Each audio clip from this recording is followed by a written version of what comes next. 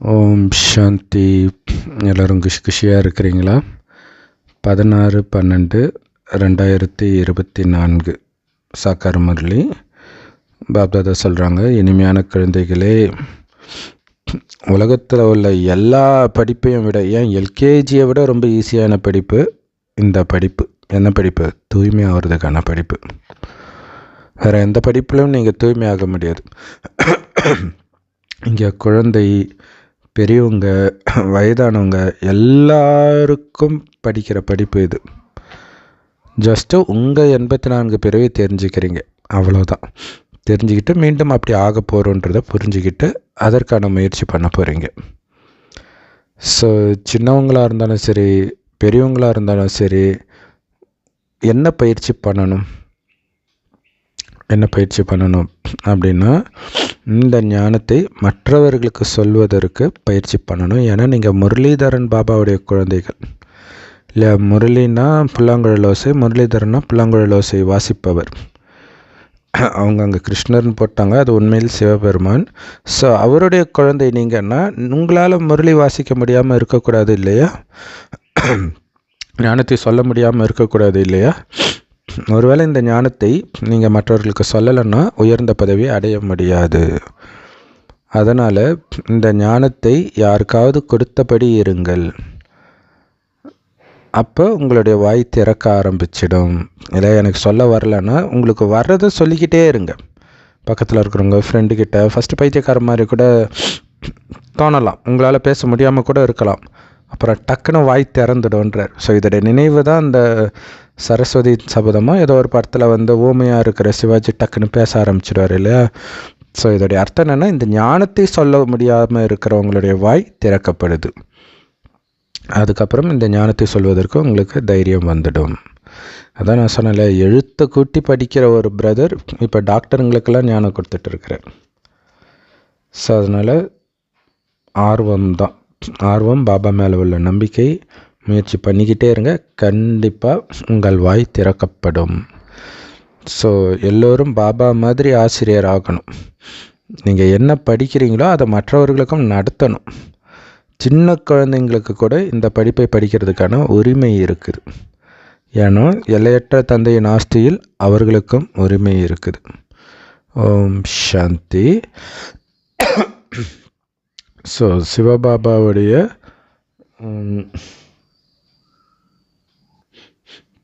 சிவராத்திரி சீக்கிரமாக வரப்போகுது. ஸோ எப்படி மற்றவர்களுக்கு அதை பற்றி புரிய வைப்பீங்க?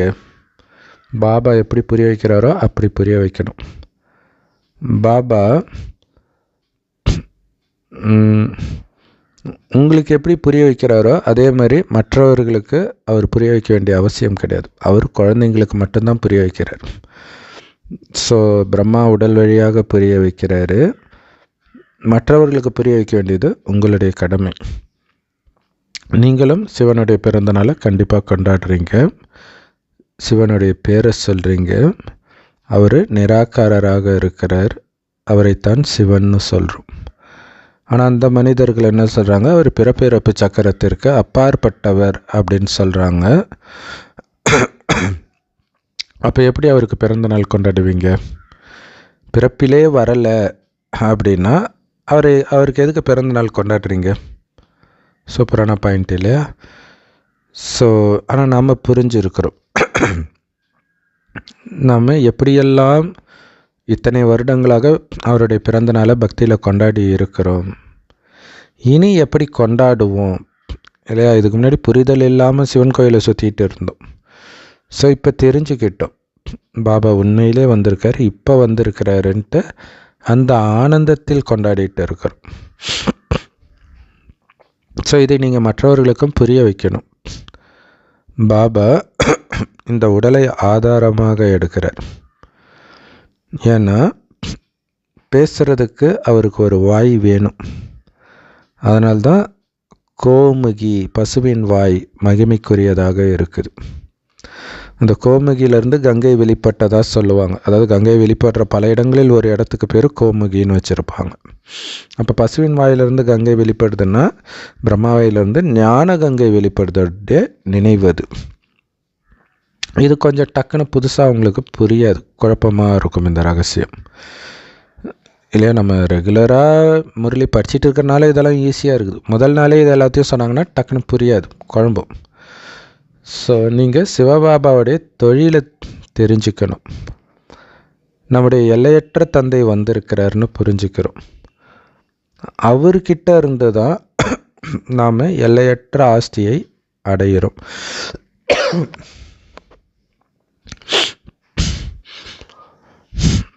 பாரதவாசிகளுக்கு கண்டிப்பாக எல்லையற்ற ஆஸ்தி இருந்தது.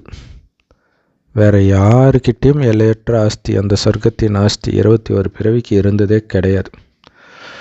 ஸோ பாரதத்தை தான் சத்தியகண்டம்னு சொல்கிறோம். அதை ஸ்தாபனை செய்த பாபாவைத்தான் சத்தியமானவர்னும் சொல்கிறோம். சத்தியம்னாலே அது கடவுள் தான். இந்த விஷயங்களையும் நீங்கள் புரிய வைக்கணும். அவ்வளோ புரிய வைத்தால் கூட சிலரால் மற்றவர்கள் புரிஞ்சிக்கிற அளவுக்கு சீக்கிரமாக புரிஞ்சிக்க முடியாது. ஏன்னா இங்கே யோகமாக இருந்தாலும் சரி, ஞானமாக இருந்தாலும் சரி, டக்குன்னு வழிக்கிட்டு போயிடுது, புத்தியை விட்டு வெளில போயிடுது இல்லையா. முரளி படிச்சுட்டு அடுத்த நாள் கேட்டால் தெரியாது. ஏன் அன்றைக்கி முடித்த உடனே நீங்கள் இப்போ கேட்டால் கூட என்ன சொன்னார் அப்படிங்கிறது திணறுவோம். ஸோ அதுக்கு தான் தூய்மையான புத்தி வேணும் அப்படின்னு பாபா சொல்கிறார். ஸோ அதுலேயும் ரொம்ப வழிக்கிட்டு போகிறது யோகம்தான், பாபாவுடைய நினைவு தான். ஞானமாவது உங்கள் புத்தியில் தங்கிடும். அந்த நேரத்துக்கு ஞாபகம் வராட்டினாலும் புத்தியில் கண்டிப்பாக இருக்கும், பேச ஆரம்பித்தா வந்துடும். ஆனால் இந்த நினைவு இருக்குது பாருங்கள், டக்குன்னு மறந்துக்கிட்டே இருக்கும். திரும்ப அதை பிடிச்சி கட்டி போடணும் பாபா கிட்ட. நீங்கள் எப்படி 84 பிறவிகளை எடுத்தீங்கன்ற ஞானம் உங்கள் புத்தியில் இருக்குது. ஸோ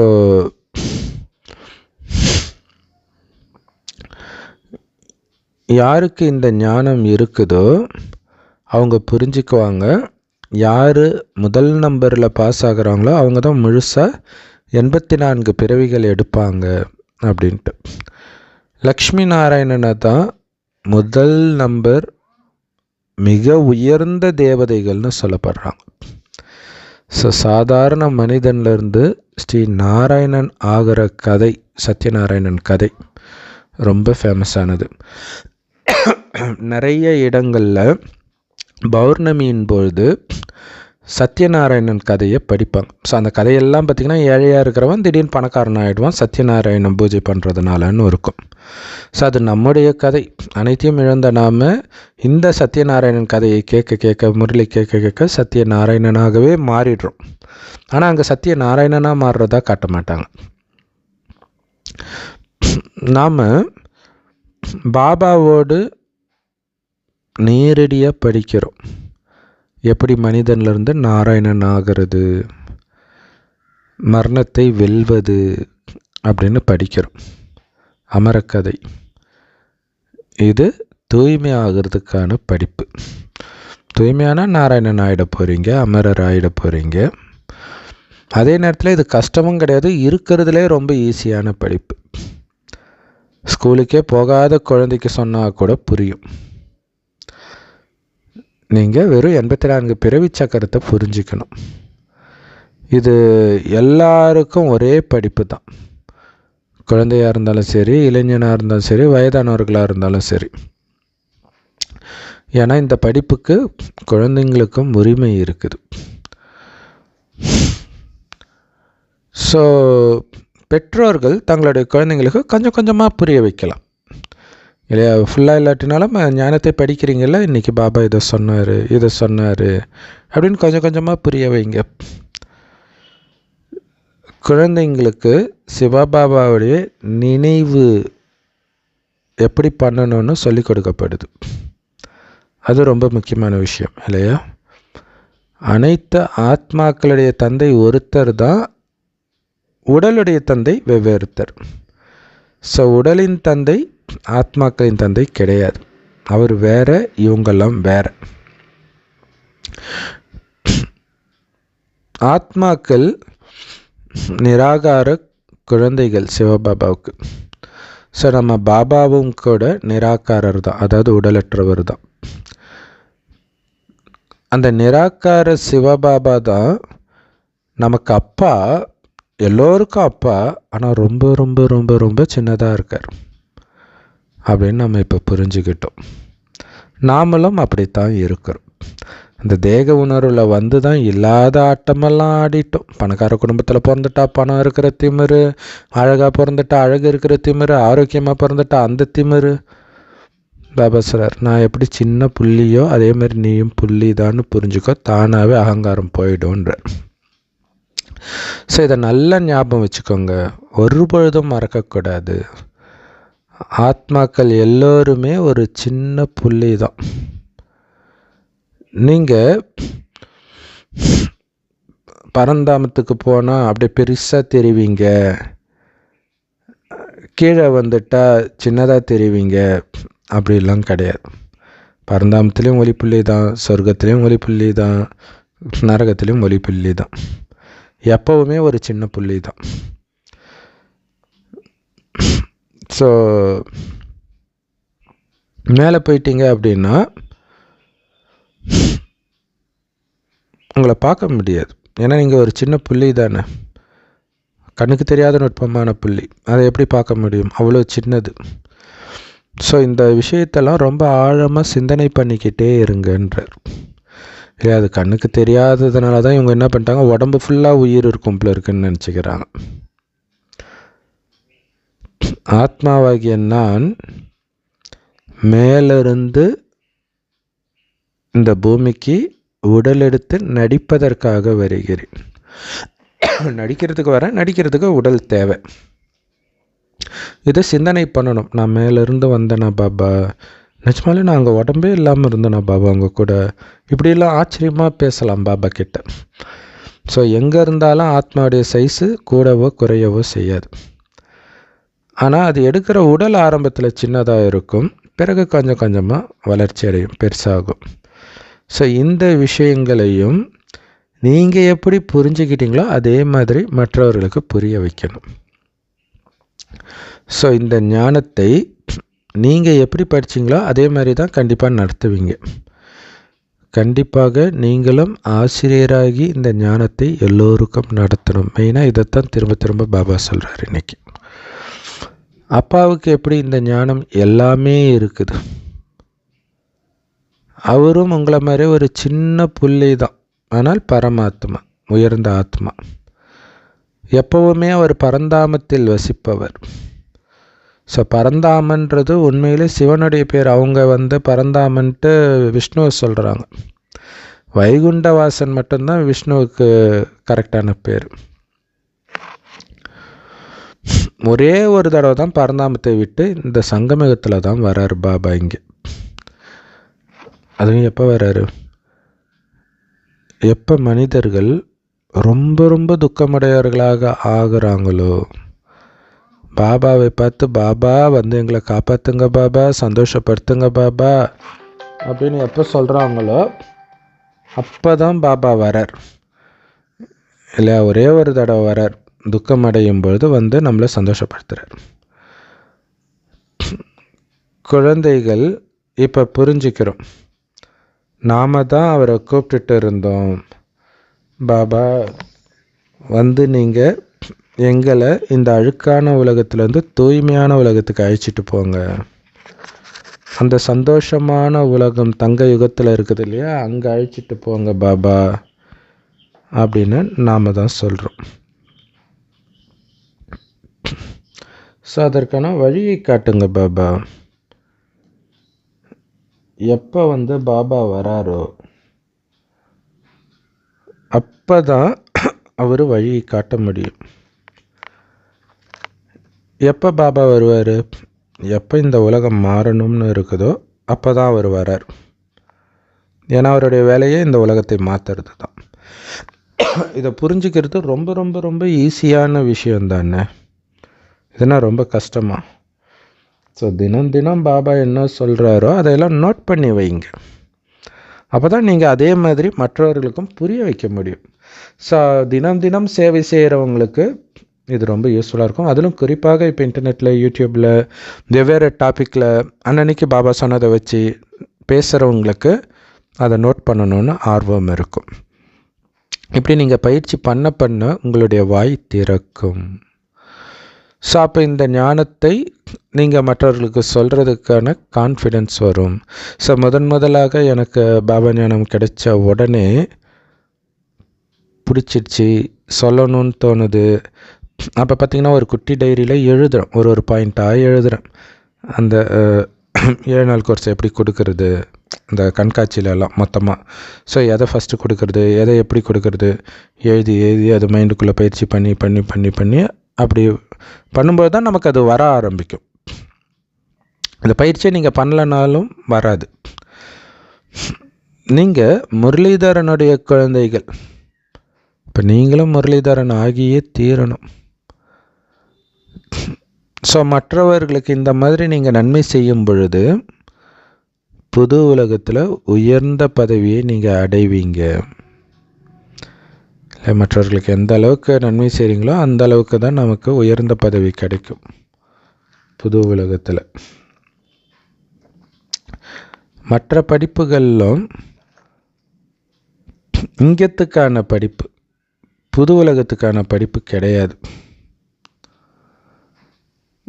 இல்லையா? ஸோ புது உலகம் வர்றதுக்கு முன்னாடியே அங்கே எப்படி பதவி அடையிறதுன்னு பாபா சொல்லி கொடுக்குறார். எவ்வளோ பெரிய விஷயம் இல்லை? ஏன் கடவுள் இப்படி படித்தார் அப்படின்னு கேட்க முடியாது, ஏன்னா இப்பயே சொல்லி கொடுத்துட்டாரு எல்லாத்தையும். ஆனால் நம்ம மற்ற படிப்புக்கு கொடுக்குற மரியாதையை இதுக்கு கொடுக்குறோமா? மற்ற படிப்புனால இப்போ இந்த உலகத்துக்கு, அது நீங்கள் ஸ்கூல் படிப்பும் சரி, மதங்களுடைய படிப்பும் சரி, இந்த உலகத்தில் கலியுகத்தில் வாழறதுக்கு, அது புது உலகத்துக்கான போகிறதுக்கான படிப்பை கடவுள் தான் கொடுக்க முடியும். எதிர்கால புது உலகத்திற்கான படிப்பு இது. அங்கே நிரந்தரமாக சந்தோஷம் மட்டுமே இருக்கும். ஏன்னா இந்த 5 விகாரங்கள் தான் எல்லோருக்கும் துக்கம் கொடுத்துக்கிட்டே இருக்குது. அந்த விகாரங்களே அங்கே இருக்காது. அதுக்கு தான் அந்த விகாரத்தை அழிச்சிட்டு வான்றார் இல்லையா? ஸோ விகாரங்களை எடுத்துகிட்டு அங்கே வர விட மாட்டார். அதனால் விகாரங்களை அழிச்சிடுங்க. இப்போ நம்ம அந்நிய ராஜ்யத்தில், ராவண ராஜ்யத்தில் இருக்கிறோம். ஸோ அது சொர்க்கத்தில் ஆரம்பத்தில் தான் உங்களுடைய ராஜ்யத்தில் இருந்தீங்க. அதைத்தான் புது உலகம்னு சொல்கிறோம். ஸோ யாரோ ஒருத்தங்க சமீபமாக பேசும்போது உங்களை எப்படி சொல்லுவீங்கன்னா, நான் நியூ ஏஜ் ஸ்பிரிச்சுவலிஸ்ட் அப்படின்னு சொல்லுவேன். ஏதோ இப்போ அது தங்க யுகம்தான் புது யுகம், சங்கம் யுகமும் புது யுகம் தான். ஆனால் இந்த ஞானத்தை அவங்க எடுக்காமலே நான் நியூ ஏஜ் மாடர்ன் ஸ்பிரிச்சுவலிஸ்ட் அப்படி இப்படின்னு சொல்லிட்டு இருக்கிறாங்க. அதேமாரி நவயுக பாரதம், புது யுக பாரதம்னாங்க. இது எப்படி புது யுகம்? சொர்க்கம்தான் புது யுக பாரதம், இல்லை சங்கமயுகத்தையும் சொல்லலாம். ஆனால் அவங்க சுதந்திரம் அடைஞ்சோடனே புது யுக பாரதம்னு சொல்லிட்டாங்க. இருக்கிறதுலே பழைய உலகத்துக்கு பேர் அப்படி வச்சுட்டாங்க. பாரதம் இப்போ பழைய உலகமாக இருக்குது. ஆனால் புது உலகத்தில் பாரதம் மட்டுமே இருந்தது. இஸ்லாமியர்களோ புத்த மதத்தை சார்ந்தவர்களோ புது உலகத்தில் இருந்தார்கள் அப்படின்னு நாம் சொல்ல மாட்டோம். ஸோ பாபா குழந்தைங்க எல்லாரையும் எழுப்புறார். ஏன்னா அவருடைய பாகமே நம்மளை எழுப்புறது தான். பாபா நம்மளை எழுப்புறாரு, நாம் சுப்ரபாரதம் இதெல்லாம் போட்டு கடவுளை எழுப்புகிறோம் அப்படின்னு பாட்டு போடுறோம், திருப்பள்ளி எழுச்சி. ஸோ உண்மையில் கடவுள் நம்மை எழுப்புறதுடைய நினைவு அது. தேவதைகள் தூங்கிட்டோம், நீ தேவதைன்னு எழுப்புற. ஸோ கரெக்டாக தான், சுப்ரபாரதத்தில் தேவதைகளை தான் எழுப்புகிறாங்க. ஸோ இதன் மூலமாக தான் பாரதத்தையே சொர்க்கமாக ஆக்குறார். ஸோ முதல் கண்டமே பாரதம் தான். ஆனால் நம்ம மக்கள் என்ன நினச்சிட்டு இருக்காங்க, ஆஃப்ரிக்கா தான் முதல் கண்டம்னு நினச்சிக்கிறாங்க. ஏன்னா அவங்கள பொறுத்த வரைக்கும் ஒரு முடிவு பண்ணிட்டாங்க. ஆரம்பத்தில் ஆதிவாசின்னு முடிவு பண்ணிட்டாங்க. இன்றைக்கும் ஆஃப்ரிக்காவில் அந்த மாதிரி ட்ரெஸ் இல்லாமல் இருக்கிறாங்க. ஸோ அதை வைத்து அவன் ஆராய்ச்சி பண்ணுறான். ஏன்னா அவனுடைய மைண்டில் ஆரம்பத்தில் அப்படி தான் இருந்தான்னு மைண்டில் ஃபிக்ஸ் ஆகிடுச்சு. ஆனால் முதல் கண்டம் சொர்க்கம்னு அவனுக்கு தெரியல. பாரதத்துடைய ஆயுள் 5000 வருடம் தான். ஆனால் அவங்க லட்சக்கணக்கான வருடம் சொல்லி எல்லைக்கு அப்பாற்பட்டதாக ஆக்கிட்டாங்க. ஸோ எல்லைக்குட்பட்ட ஆயுள் தான் 5000 வருடம் தான் ஒரு கல்பம். அப்புறம் மறுபடியும் புத்தம் புதியதாக வருது. மற்றபடி லட்சக்கணக்கான வருடத்தின் விஷயங்கள்லாம் யாருடைய புத்தியிலும் தங்காது. பாரதம் புத்தம் புதியதாக இருந்தது, இப்போ பழசாயிடுச்சு. மீண்டும் புது உலகமாக அது மாறப்போகுது. நாம் அந்த புது உலகத்தின் எஜமானர்கள் ஆகிட்டு இருக்கிறோம் அப்படின்னு புரிஞ்சுக்கிறோம். பாபா ஆத்மாக்களுக்கு அட்வைஸ் பண்ணுறார். என்னை நினைவு பண்ணிக்கிட்டே இருந்தீங்கன்னா நீங்களும் புதியதாக தூய்மையாக ஆகிடுவீங்க. கூடவே உங்களுக்கு புது உலகத்தில் தூய்மையான உடலும் பெறுவீர்கள் இல்லையா? பாபாவை நினைக்க நினைக்க ஆத்மா தூய்மையாகும். ஆத்மா தூய்மையானாலே தூய்மையான உலகத்துக்கு போய் தூய்மையான உடலை எடுத்துடும். ஸோ நம்ம பண்ண வேண்டியதெல்லாம் ஆத்மாவை தூய்மையாக்கணும். அதனால தான் ஆத்மாவிலேயே கவனம் வைங்க. ஆத்மானே உங்களை உணர்ந்துட்டு இருக்கணுன்றதுல கவனம் வச்சுக்கிட்டே இருங்க அப்படின்னு பாபா சொல்கிறார். ஸோ இப்போ உங்கள் ஆத்மா ரொம்ப சரி, ஆத்மாவும் சரி உடம்பும் சரி சொர்க்கத்தில் முற்றிலும் சதோ பிரதானமாக தூய்மையாக புத்தம் புதியதாக இருக்கும். நாம் ராஜ்யத்தை அடையிறதே வெறும் சந்தோஷத்திற்காக. அங்கே வெறும் சந்தோஷம்தான் இருக்கும். ஆனால் இங்கே ஆட்சி பிடிக்கிறவங்க சந்தோஷமாக இருக்கிறாங்க. அவங்க சொத்து சேர்க்கலாம், என்ன வேணாலும் சேர்க்கலாம். ஆனால் எவ்வளவு அவங்கள நிந்தனை பண்ணி எந்த நாட்டில் யார் ராஜ்யம் பண்ணாலும் ஆட்சி பண்ணாலும் இதுதான் நிலைமை. இப்போ துக்கம்தான் அனுபவிக்கிறாங்க. அடுத்த ஆட்சி வந்ததுன்னா அதுக்கு முன்னாடி ஆட்சி இருந்தவங்களுடைய நிலைமை அவ்வளோ கேஸை போட்டு ஜெயிலில் கூட போடுறதுக்கு ட்ரை பண்ணுறாங்க. ஒரு பதட்டத்திலே இருக்கிறாங்க.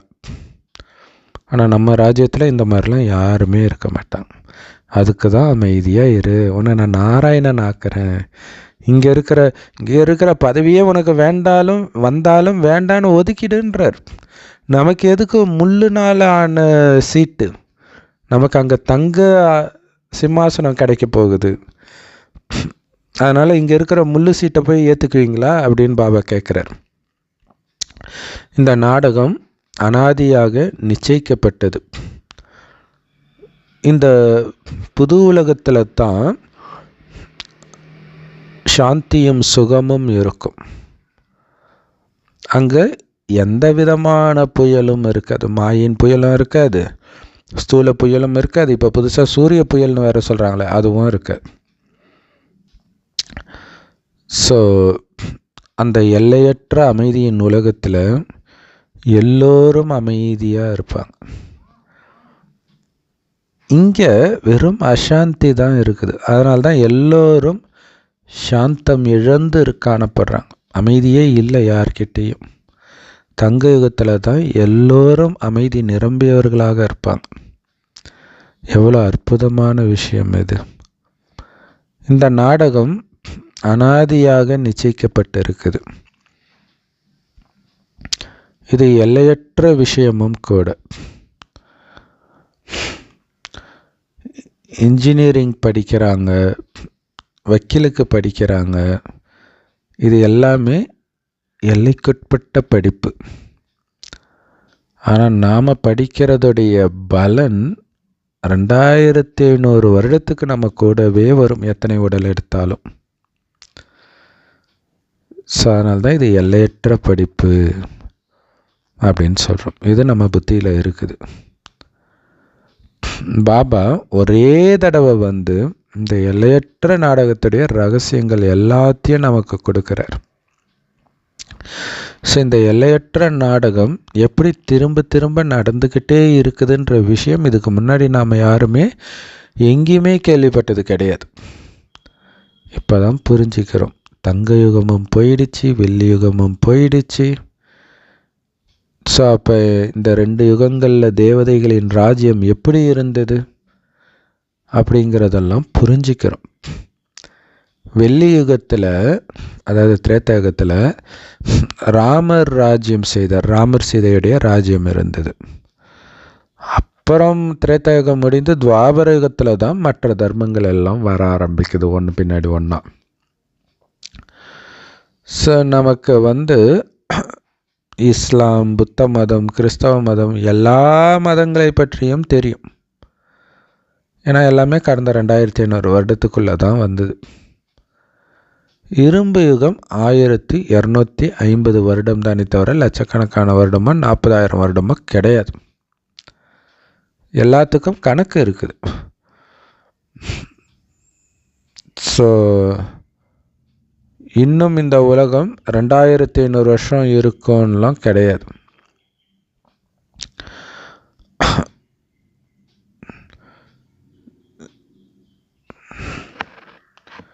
வேற யார் இருந்தாங்க சொர்க்கத்தில்? இதெல்லாம் நீங்கள் யோசித்து பார்க்கணும். நம்மை தவிர யாருமே கிடையாது இல்லையா? வெறும் சொர்க்கம் மட்டும்தான் இருக்கும் அப்படியும் கிடையாது. நரகமாகவும் இதே மாறும். இதை பற்றி சிந்தனை பண்ணுங்க. ஒருவேளை வெறும் 2500 வருடம் இருந்துச்சுன்னா என்ன ஆகும்? மற்ற தர்மத்தை சார்ந்தவர்கள் எல்லாம் பூமிக்கே வர முடியாமல் போயிடும்.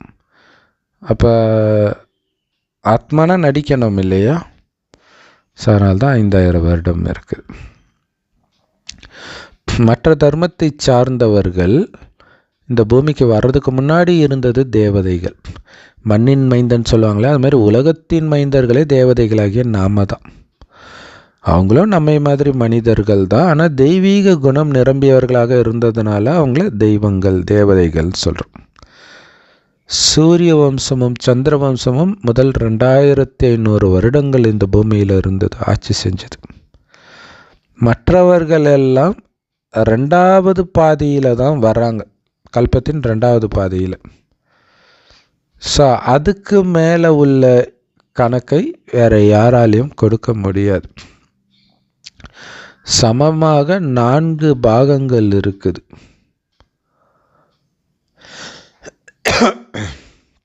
இல்லை, ஒரு இது பார்த்திங்கன்னா முழுசு, முக்கால், பாதி, காலுன்னு வருது. ஸோ சமமாக பிரிக்கப்படுது. 1250 வருடம் ஒரு யுகமும். தேவதைகள் முதல் பாதி கல்பத்தில் இருக்கிறாங்க. ஸோ அந்த பாதி கல்பத்தில் தங்க யுகத்தில் சூரிய வம்ச ராஜ்யமும்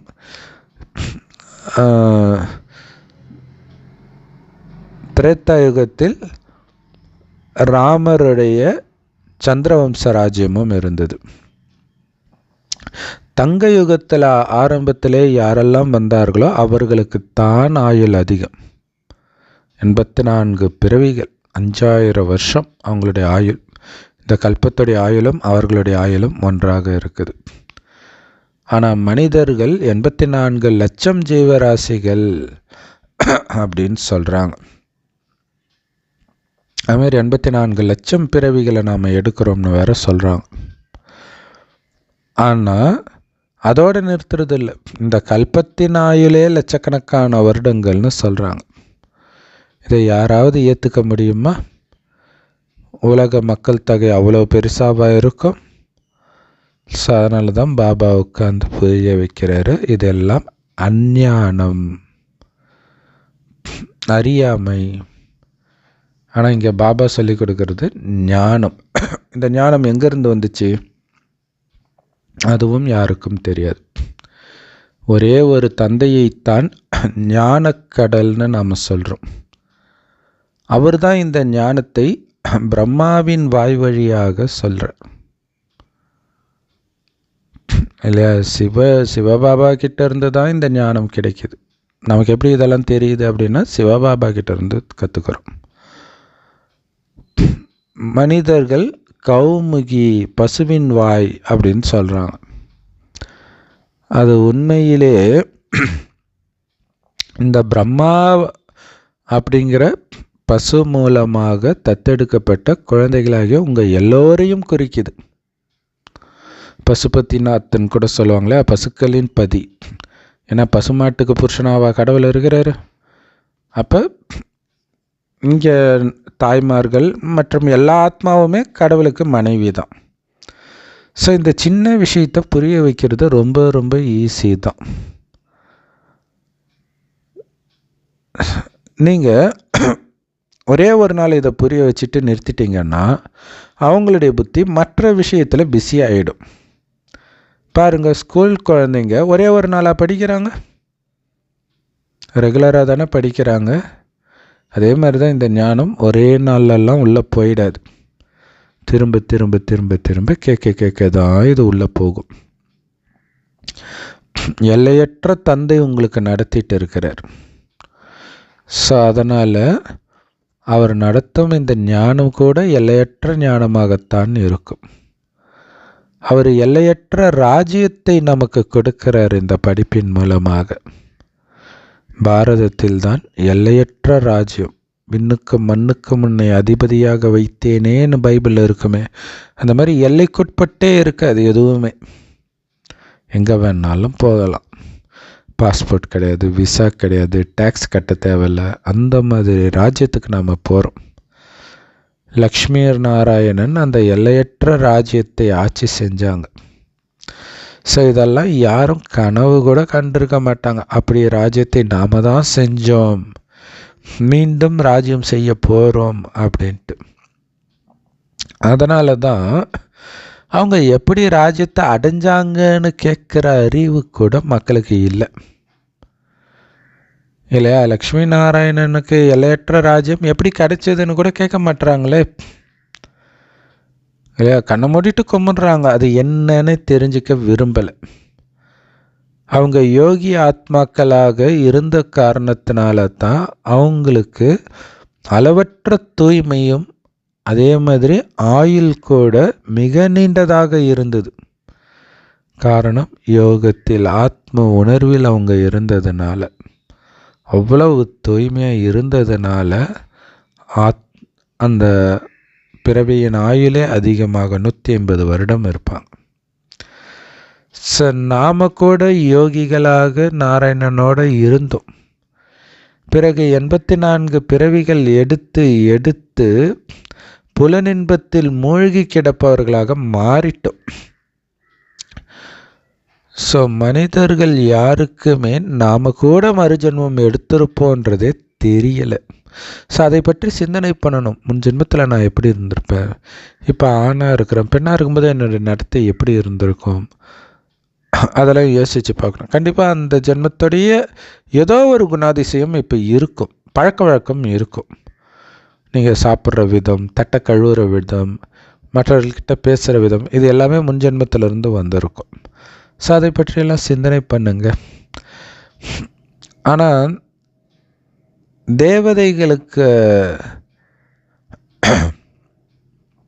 தேவதைகளை யாரும் கடவுள்னு சொல்ல மாட்டாங்க, பகவான் பகவதின்னு சொல்ல மாட்டாங்க. கடவுளுடைய குழந்தைங்க, அவ்வளோதான்.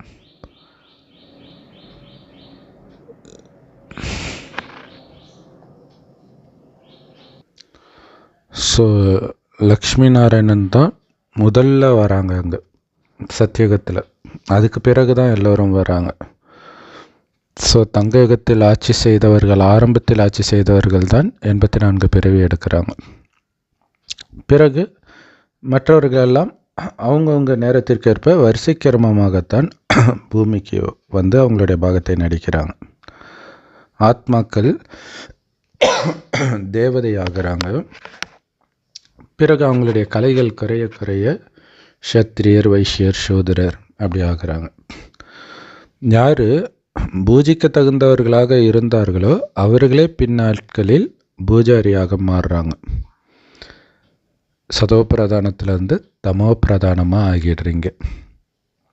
மறுஜன்மம் எடுத்து எடுத்து கீழே இறங்கி தான் வந்திருக்கிறீங்க.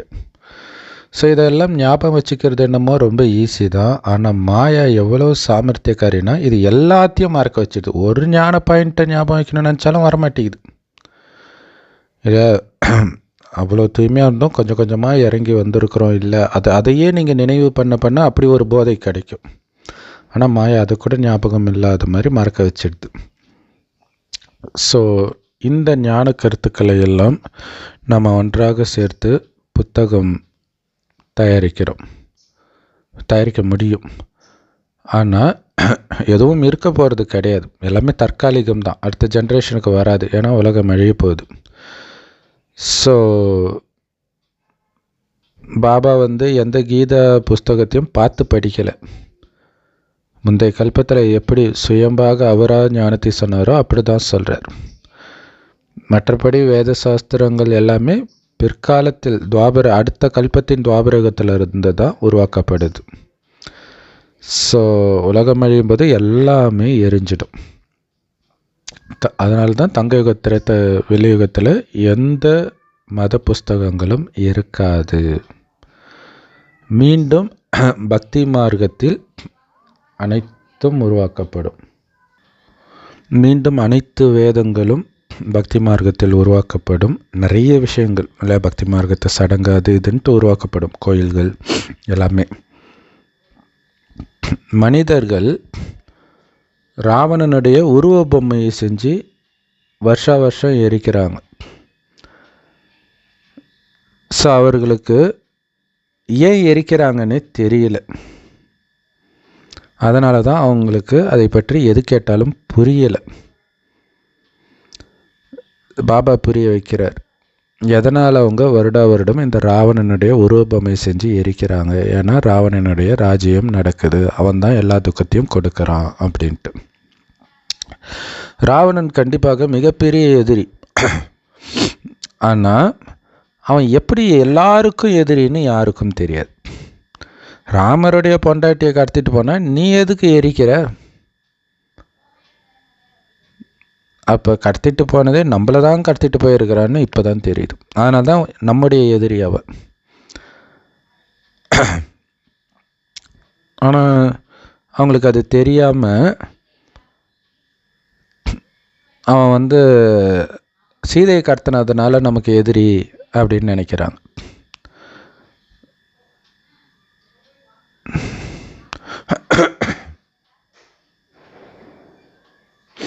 அப்போ ராமருடைய சீதையை கொள்ளையடிக்கிறான், கடத்திட்டு போகிறான் அப்படின்னா ஒரு பெரிய கடத்தல்காரனாக இருப்பான் போல இருக்குதே.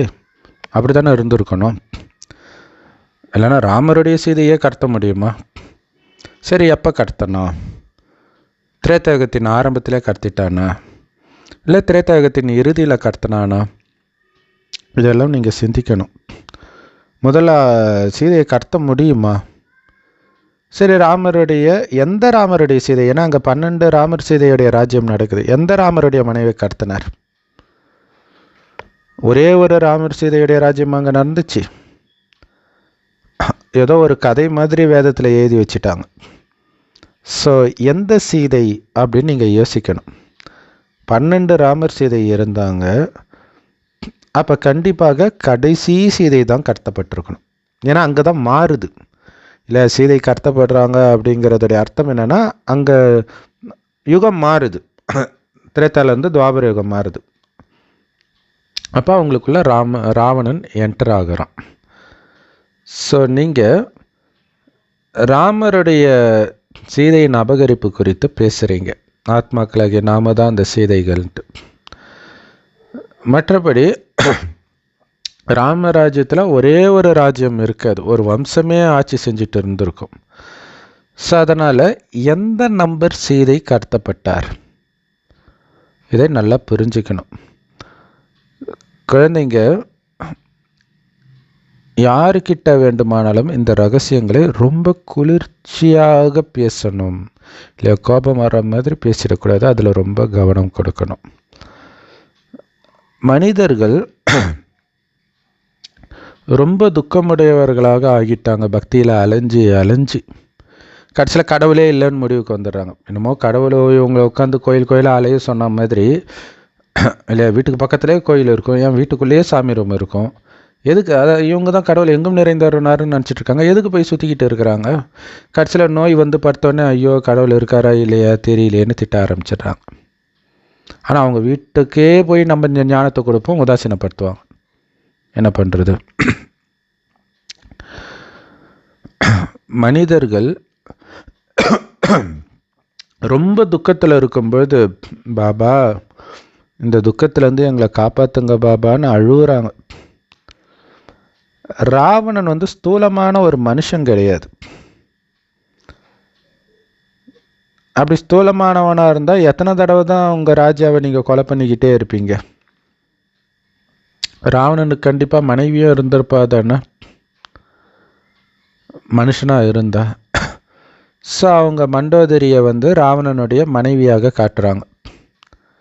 யாராவது மண்டோதரியின் உருவபொம்மையை செய்து எரித்து பார்த்துருக்குறீங்களா எப்பயாவது? இல்லை, அரக்கனுடைய மனைவி அரக்கியாக தானே இருப்பாங்க. அப்போ அவங்களையும் தானே எரிக்கணும்.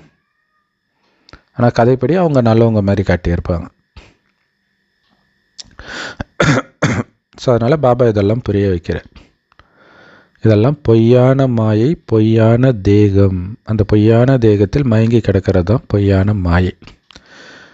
இப்போ நாம் பொய்யான மனிதர்களை உண்மையான தேவதைகளாக மாற்றுறதுக்காக வந்திருக்கிறோம். இந்த பொய்யான மனிதர்களுக்கும் உண்மையான தேவதைகளுக்கும் இடையில் அவ்வளோ பெரிய வித்தியாசம். அங்கே நீங்கள் எப்போவுமே சத்தியத்தை மட்டுமே பேசுவீங்க. இங்கே வாயை திறந்தாலே பொய் தான். எல்லா மதத்தினரும் பொய்யை மட்டும்தான் பேசிகிட்டு இருக்கிறாங்க. சொர்க்கம் சத்திய கண்டம், அதனால் அங்கே உண்மைதான் பேசுவீங்க. இது பொய் கண்டம், அதனால் இங்கே மனிதர்கள் பேசுகிற அத்தனையும் பொய் பொய் பொய்யே. அதனால தான் என்னடா இதில் போட்டால் இப்படி இருக்குது, அதில் போட்டால் இருக்கு, எல்லா இடத்துலையும் பொய் தான் இருக்குது. அப்புறம் என்ன? இப்போ இவங்களாம் முட்டாளா? அதான் உண்மை. கடவுள் சத்தியமானவர்னால் மற்றவங்க எல்லாருமே பொய்யானவர்கள் தான் அர்த்தம். ஸோ அது புரியல யாருக்கும். நல்லது. நிறைய ரகசியங்களை வெளிப்படுத்தின அன்பான இனிமையான பாப்தாதாவுக்கு அன்பு நினைவுகள் மற்றும் காலை வணக்கம். பாபா சொல்கிறாங்க, ஞானக்கடல் தந்தை கொடுக்குற இந்த எல்லையற்ற ஞானத்தை தினம் தினம் கடைஞ்சிக்கிட்டே இருக்கணும். புத்தியில் கடைஞ்சி வெண்ணெய் எடுக்கணும். அதுதான் ஞான அமிர்தம். அதுதான் உங்களுக்கு ஆனந்தத்தை கொடுக்கும். அதை சிந்தனை பண்ண இதை பற்றி சிந்தனையிலே மூழ்கிடணும். ஸோ நீங்கள் என்ன படிக்கிறீங்களோ அதை மற்றவர்களுக்கும் புரிய வைக்கணும். இந்த எல்லையற்ற நாடகம் எப்படி நகர்ந்துட்டு இருக்குது அப்படிங்கிறத தெளிவாக புரிஞ்சுக்கணும். ஸோ இது எப்படி அனாதியாக ஏற்கனவே நிச்சயிக்கப்பட்ட அற்புதமான நாடகம் அப்படிங்கிறதையும் புரிஞ்சுக்கணும். பிறகு இதோடைய மகத்துவத்தை நாம் மற்றவர்களுக்கும் புரிய வைக்கணும். ஸோ செம பவர்ஃபுல்லான வரதானம். பாபா சொல்கிறாங்க, தூய்மை என்கிற உயர்ந்த தாரணை செய்யுங்கள். அதேமாரி ஒரு தர்மத்தின் சமஸ்காரத்தை மட்டும், இல்லையா, அந்த தேவதா தர்மத்தின் சமஸ்காரத்தை மட்டும் தாரணை செய்யுங்கள். அப்போ தான் நீங்கள் சக்திசாலியான மகாராஜா ஆக முடியும். தர்மம், தாரணா ரெண்டுமே ஒரு விதத்தில் ஒன்று தான். இல்லையா? தேவதா தர்மம் தூய்மையின் தாரணை கொண்ட தர்மம்.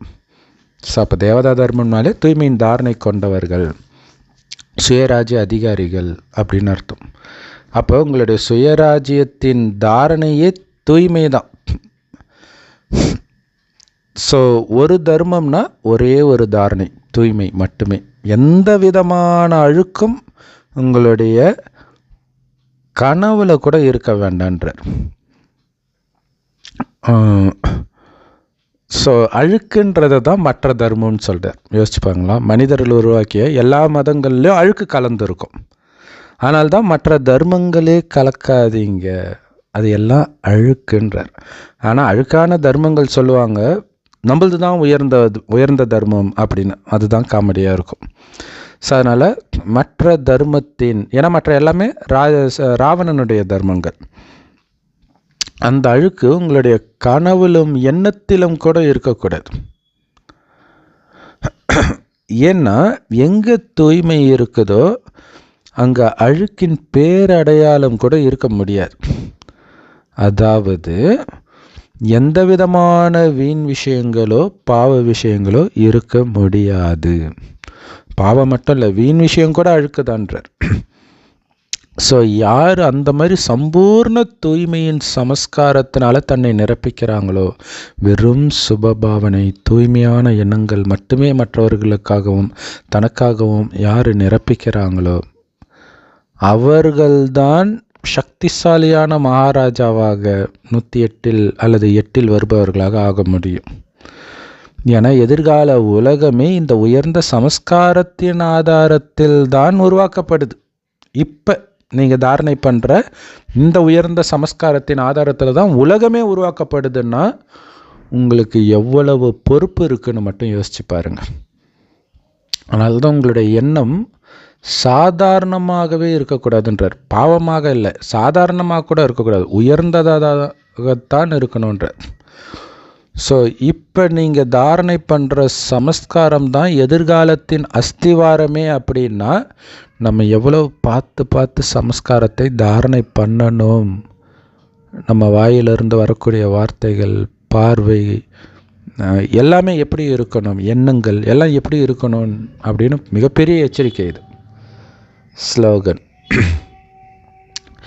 யாருக்கு ஒரு கடவுள் மேலே மட்டும் உண்மையான அன்பு இருக்குதோ அவங்க தான் வெற்றி ரத்தினங்கள்.